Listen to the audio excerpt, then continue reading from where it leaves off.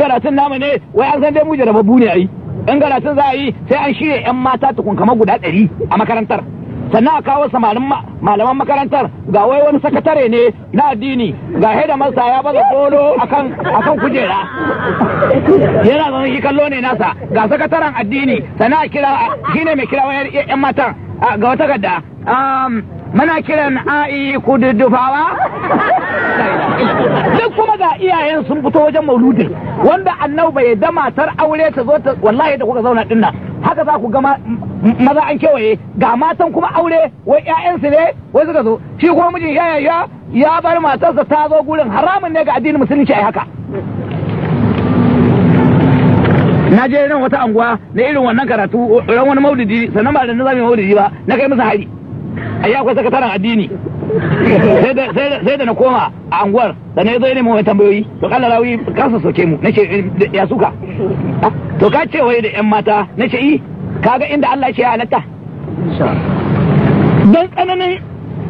kishin ubangiji gare mu cewa ya ma mu rufe ido kar mu kalli matan banza ma ba na auren ba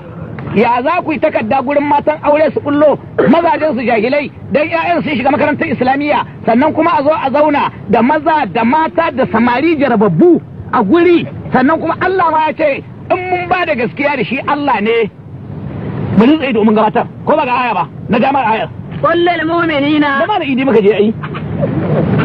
to kaji Allah ce ya Muhammadu ga yawa muminai ya gurdo min abzarihim su rinza idan dinan su in ka ga mace ba taka ba ka rufe ido ka rinza ido sai ta wuce to ya kuma a kira ta zauna abin kuma ya wuce rufe ido ya zama jaraba to sannan kuma a kira yan mata kuma wannan yarinya ka gota nonanta wallahi malam kamar irin coci na dinnan mai batar 12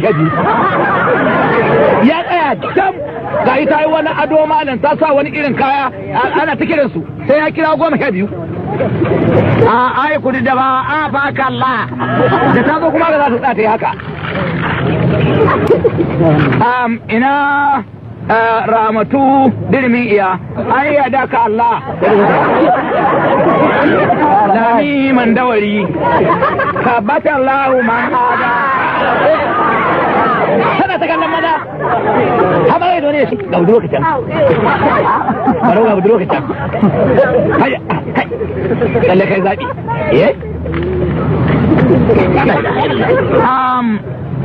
ina ta kundisa koki sai ko ta gaje yariya da duwaye kamar duwayen kura so saboda haka mana so karanta mana sabbi اسم ربك الأعلى الذي خلق فسوى والذي قدر فهدى والذي أخرج المرعى فجعله غثاء rab to madalla mun gode jazakumullahu khairan haka za a ta har aka shi to wannan karatu da suke yi sun haddace ba laifi ba ne to amma kirawo matan nan na aure a haɗu da maza shi muke magana a kai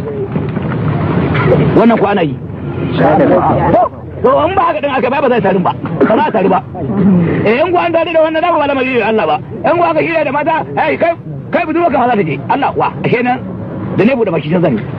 dan kuma za a je a haɗu kuma to Allah bai yarda da irin wannan hanya da ake ba iza mai wa'azi yan wuta suke jin haushin sa ba za kaunarsa duk wanda baya kaunar mu dan wuta ne to me muka ci naka